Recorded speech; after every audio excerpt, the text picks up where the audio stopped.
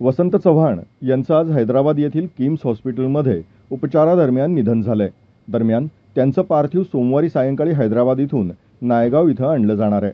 मंगळवार दिनांक 27 ऑगस्ट रोजी सकाळी 11 वाजता नायगाव शहरातील हनुमान मंदिराच्या बाजूला त्यांच्यावर अंत्यसंस्कार होणार आहेत।